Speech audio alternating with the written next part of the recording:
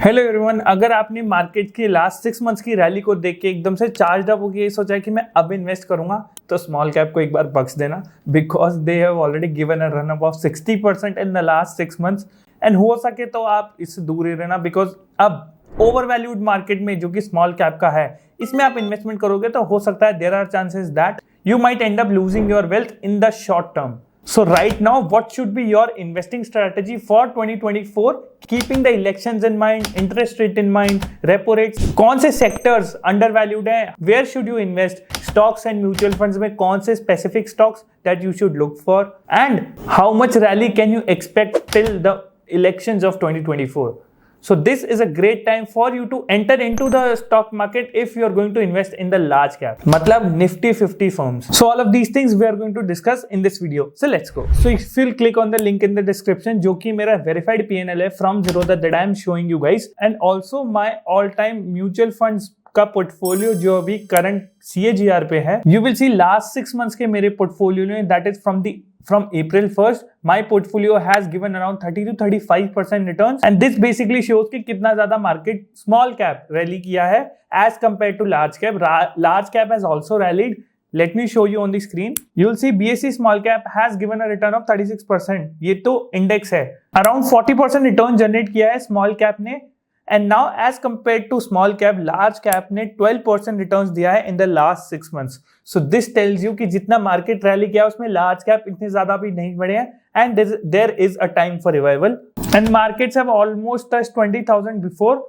अब शायद 20,100 या 20,200 तक ये जा सकते हैं before elections. Why? I will get you to that later in this video. So right now if you see banks, finance sector, mostly जो बड़े कॉर्पोरेट बैंक्स हैं वो, एंड द कंज्यूमर ड्यूरेबल जो कि लेट्स से पेंट के stocks हो गए, या फिर कंज्यूमर ड्यूरेबल से रिलेटेड जो भी लार्ज कैप कंपनीज है वो, plus IT, these 3 sectors are generally undervalued for now. Why? Because IT ने बहुत ज्यादा बीटिंग ली थी कोविड के बाद, जब वो एकदम स्पाइक हो गया था, then it has come down, jobs सारी चली गई थी, and now IT is looking to revive itself. Consumer durables में यूल सी HUL ने इतना टाइम से कोई भी रिटर्न नहीं दिया है. Paint stocks if you'll see Indigo Paints, Asian Paints, ये सब due for very much gains है इन द नेक्स्ट 1 ईयर. अगर इंटरेस्ट रेट आगे कम होती है तो उससे people will buy more and more home loan. Home loan से लोग घर बनाएंगे, एंड कंज्यूमर ड्यूरेबल्स की डिमांड सबसे ज्यादा बढ़ेगी. एंड फाइनेंस का जैसे मैंने अभी बता ही दिया है. Why? Because you will see HDFC bank, Axis bank, ICICI bank, SBI bank, जो भी बड़े कॉर्पोरेट प्लेयर्स हैं बैंकिंग इंडस्ट्री में, they have not given a run up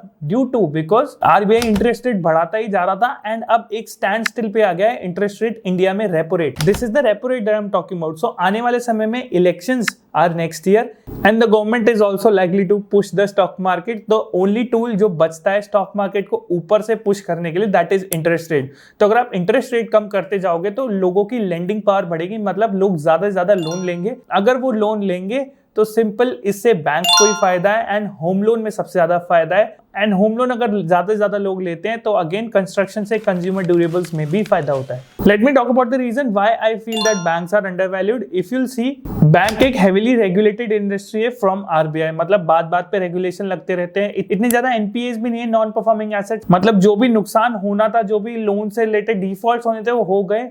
आने वाले समय में बहुत ज्यादा कॉशियसली बैंक सब आगे बढ़ते हैं लोन देने में, प्रोसेस करने से. They follow everything by the book. And if you are going to invest in mutual fund, index investments of Nifty 50 और large cap mutual funds are better, because corporate companies, the large cap companies are likely to do better in this scenario because उन्होंने last 6 months में भी इतना run up नहीं दिया है, and they are going to give a good run up. Small caps थोड़ा सा एक रिस्की बेट हो सकता है because they've already given 40 to 50% का run up in the last 6 months. तो पता नहीं आगे they will go up, go down और go sideways. So you will have to see about that. तो वो बेट एक आपको अपनी रीडिंग एंड रिसर्च करके लेनी पड़ेगी. So that's all for the video. I hope आपको समझ आएगा कि आगे के सिनेरियो में आपको कहाँ इन्वेस्ट करना चाहिए फॉर द ईयर 2024 को दिमाग में रखते हुए, and for the 5 year long का cycle. So I will see you in the next one. Bye.